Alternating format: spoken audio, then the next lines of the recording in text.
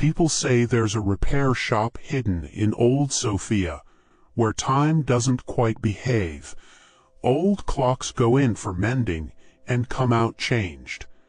The collector, a connoisseur of antique mechanisms, had heard the whispers, dismissing them as folklore. But when his prized mantel clock ceased its steady tick, he visited the workshop, tucked away on a side street no map could find. Weeks later, the clock returned, its brass gleaming with a renewed, anxious life. The collector placed it on the mantelpiece. At midnight it chimed. It wasn't the familiar strike. A chorus of distant bells echoed through the room. They sounded like the city, yet they carried a melancholic resonance from a century past. As the chime faded, a smudge of static flickered at the edge of his vision. He dismissed it as a trick of the light, but unsettled, he decided to take the clock back to the workshop the following day to demand an explanation. The collector had grown accustomed to the clock's quirks, rationalizing the phantom shimmers. But then a visitor stepped in. They paused, head tilted toward a shadowed alcove. "Odd," the visitor murmured. "That corner, it looks soft."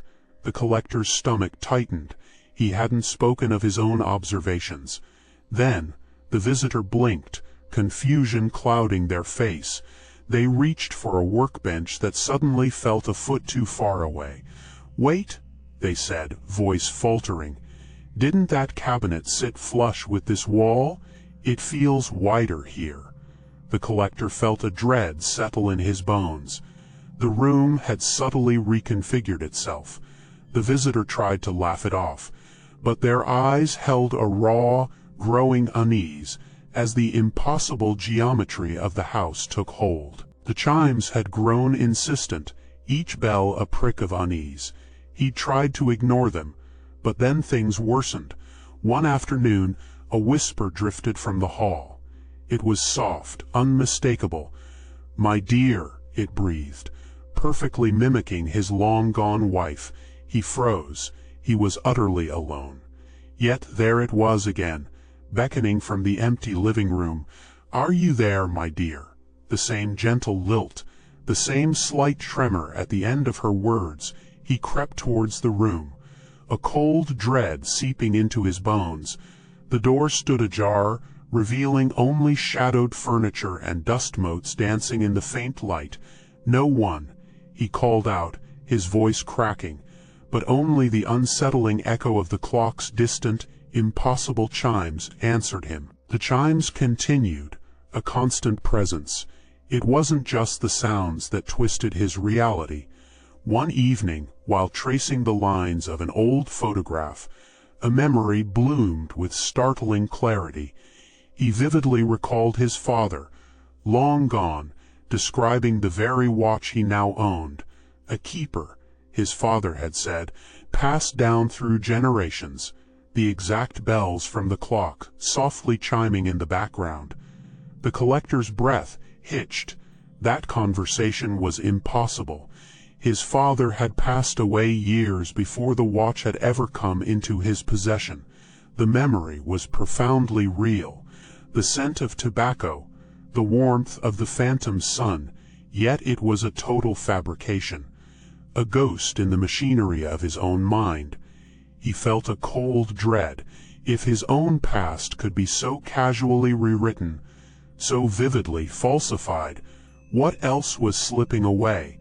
The chimes felt less like an echo, and more like a deliberate, mocking song, playing just for him. The collector tried to ignore the echoes, but the strangeness seeped into the walls. One evening he walked from his living room to the kitchen, a path he had taken countless times. The hallway stretched, then compressed, as if breathing. The floral wallpaper warped, the patterns refusing to make sense. He pushed forward, heart quickening. When he reached the kitchen, he paused. For a single, horrifying instant, it wasn't his kitchen.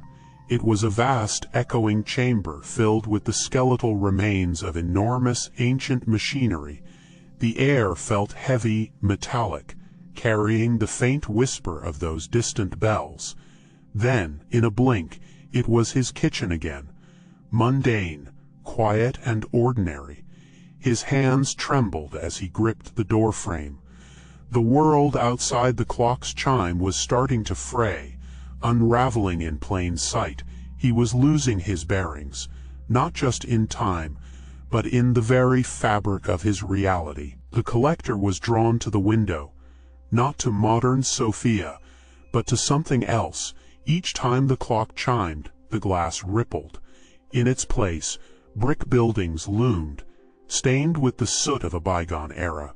Cobblestone streets, wet from an unseen rain, stretched into the distance, bustling with figures in sepia tones. Forgotten ghosts going about their long-dead lives. One evening, as the clock resonated, the collector peered into his own reflection in the window. His face stared back, pale and drawn, but behind him the apartment was subtly wrong. A different furniture arrangement, faded wallpaper. Then his reflection did something that sent a chill to his bones.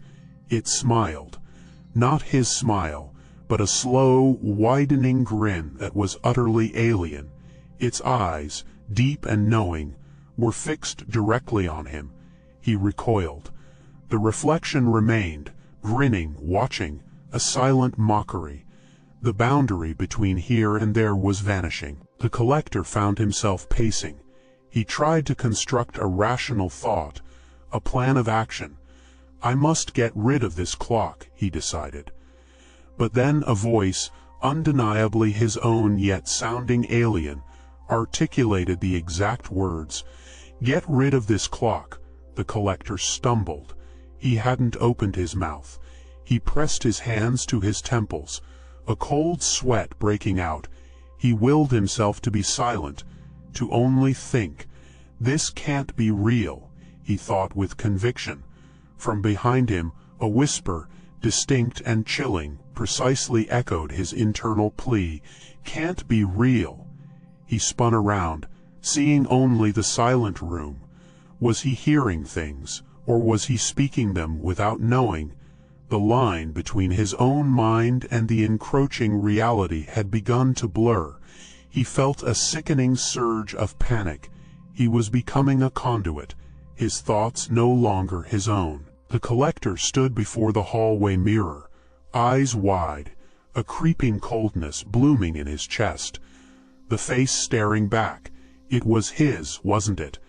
But somehow it felt alien. A subtle shift in the eyes, a line around the mouth that had never been there.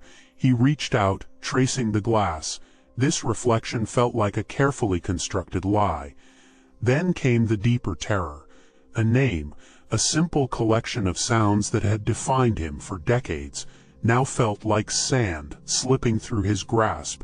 He tried to speak it, but only a strangled whisper escaped. Who was he? The question hammered in his mind. A favorite ring, worn for years, suddenly felt rough and strange on his finger. His favorite armchair now felt foreign beneath his touch, the wood of its armrest colder. The walls themselves seemed to breathe, watching. He was lost, trapped in a house of fading memories, and a face that wasn't quite his own. The collector no longer knew which way was up.